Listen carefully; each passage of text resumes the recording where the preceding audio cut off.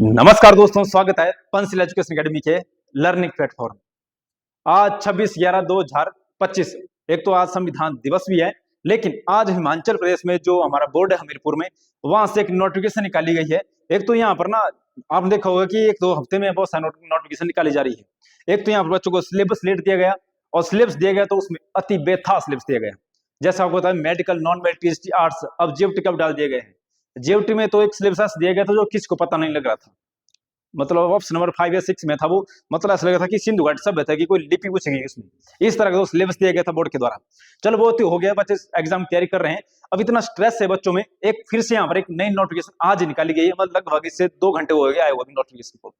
और इसमें एक शब्द दिया गया था इसमें, नॉर्मलाइजेशन। और इसके बाद कई बच्चों को कॉल तक आ चुके हैं कि वो सर ये है क्या नॉर्मलाइजेशन और ये क्या होता है। हमारे हिमाचल में ये बात पहली बार हो रही है नॉर्मलाइजेशन, लेकिन जो अलग अलग राज्य हमारे उत्तर प्रदेश, उत्तराखंड, बिहार, यहाँ पर ये शब्द नॉर्मल हो चुका है। हम देखोगा यह जो नोटिफिकेशन निकाली गई है, पहले हम देखते हैं कि क्या है नॉर्मलाइजेशन। ये नोटिफिकेशन लगभग सब बच्चों देख ली होगी। इसमें आज निकाली गई है बोर्ड के द्वारा, जैसा आप क्या देख रहे हो यहाँ पर, इसमें बात की जाएगी नॉर्मलाइजेशन की।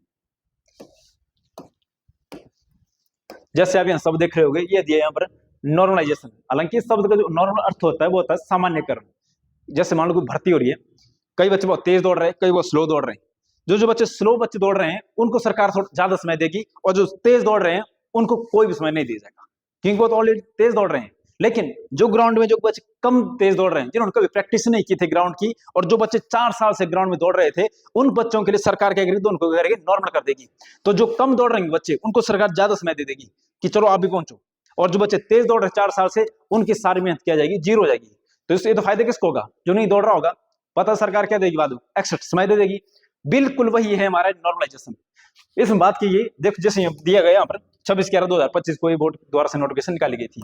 अब इस नोटिफिकेशन में क्या दिया गया है, इसमें बोला गया है कि जो बच्चे, जैसे हमारे टीएसटी कमीशन की बात करते हैं मेडिकल की, उसमें अलग अलग शिफ्ट में क्या किया जाएगा, एग्जाम लिया जाएगा। जैसे एग्जाम्पल के लिए समझे, यहाँ पर इसमें बच्चों से अलग अलग लिया जाएगा, एग्जाम लिया जाएगा, और शिफ्ट वाइज होगा एग्जाम। किस शिफ्ट में आसान क्वेश्चन आएंगे, और किस शिफ्ट में बहुत ही हार्ड क्वेश्चन आएंगे, और किस शिफ्ट में बहुत ही इजी क्वेश्चन आएंगे, नॉर्मल ऐसे क्वेश्चन। उनको देखते हैं। जैसे मान लो शिफ्ट 1 है, एक की शिफ्ट 2 है, एक शिफ्ट 3 है। अब कुछ बच्चे यहाँ पर A B C D, ये कुछ बच्चे यहाँ पर, मान लो 4 बच्चे यहाँ पर। शिफ्ट 1 में कोई एक बच्चा है, इसके नंबर कितना है, 80, मान लो बहुत आसान क्वेश्चन आएगा इसको। शिफ्ट 2 में जो बच्चा ने एग्जाम दिया होगा, उसके नंबर कितने आगे, 110। नंबर कितना आगे इसके, 110। और एक नॉर्मल जैसे शिफ्ट, इसमें बच्चे के नंबर कितने आगे, इस नंबर आगे इसके 130। ये तो इसमें शिफ्ट का काम है। वैसे बच्चे होंगे जिसके इसके 90, इसके 85 आएंगे, इसके 90 आएंगे, इसके 100 आएंगे। ऐसे मान लो 110 है, इसके 115 है, 120 है, 125 है। वैसे इसके 140 होंगे, 150 होंगे, 155 होंगे, 150, और यहाँ पर 155। यहां से देखने लग रहा है कि ये वाली शिफ्ट वाले बच्चे ज्यादा पढ़े लिखे होंगे, ज्यादा मेहनत की होगी इन्होंने। जो शिफ्ट ए वाले बच्चे होंगे, इन्होंने कम मेहनत की होगी, इन्होंने थोड़ी सी अच्छी की होगी, और सबसे हार्ड मेहनत किसकी होगी, शिफ्ट 3 वाले बच्चों ने।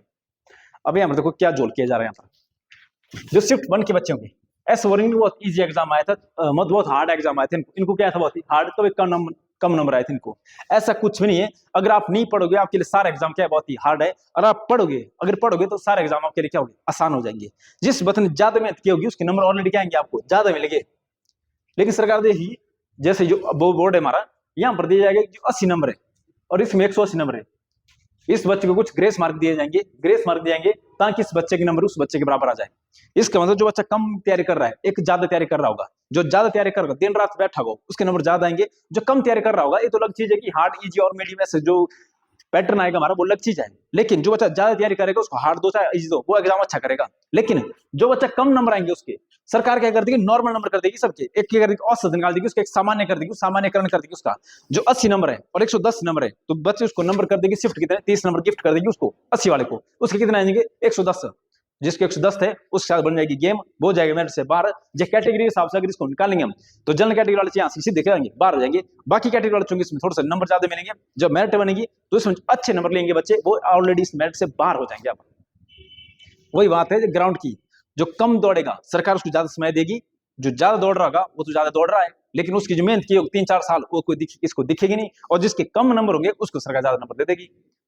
और ऐसा नहीं कि यहाँ पर विरोध हमारे यहाँ इसका ये जो चीज हो रहा है इसका हमारे हिमाचल में पहली बार हो रहा है। पर एक तो सरकार ने क्या किया है, जब ये उतारा है इसमें, इसको निकाला गया है, इस वक्त ना जितने बच्चे हमारे ऑलरेडी स्ट्रेस में चले हुए हैं, एक तो सिलेबस का ऑलरेडी जोर है बच्चों को, एक तो सिलेबस ऐसा बेढंग का सिलेबस आया है जिस बच्चों ने कल्पना नहीं की थी, और एक 2-3 महीने में एग्जाम हो रहा है। अब जो बच्चे एग्जाम में स्ट्रेस में पढ़ रहे हैं, एक और सरकार ने कुछ एक और बम फोड़ दिया यहाँ पर, बच्चों का क्या किया जाएगा, नॉर्मलाइजेशन। अब बच्चे देखो यही गेम थी यहाँ पर, अब बच्चे ऑलरेडी स्ट्रेस में ऑलरेडी एग्जाम की तैयारी कर रहे हैं, इसी वक्त ये नॉर्मलाइजेशन क्या हो गया हिमाचल में लागू हो गया है। अब लागू हो गया, कोई भी बच्चा सड़कों में नहीं निकलेगा, यही तो यहाँ पर पॉलिसी थी यहाँ पर। अब कोई बच्चा नहीं निकलेगा, सड़कों नहीं निकलेगा, और धीरे धीरे क्या हो जाएगा, नॉर्मल हो जाएगा। आज टीजीटी वालों के साथ हो रहा है, धीरे धीरे हिमाचल में जितने भी एग्जाम होंगे, जो एग्जाम शिफ्ट में होंगे, उन सब में ये नॉर्मलाइजेशन किया जाएगा। चलो अभी तो टीजीटी वाले हैं, जैसे जैसे पूरी हिमाचल में, जैसे मान लो कि मैंने टीजीटी कमीशन नहीं भरा है, मान लो मैं पटवारी की तैयारी कर रहा हूँ, या फॉरेस्ट गार्ड की तैयारी कर रहा हूँ, एचपी पुलिस की तैयारी कर रहा हूँ, किसी भी विभाग की तैयारी कर रहा हूँ, तो कोई नहीं उठेगा, क्योंकि अब सिर्फ बात उठी किसके लिए, टीजीटी के लिए।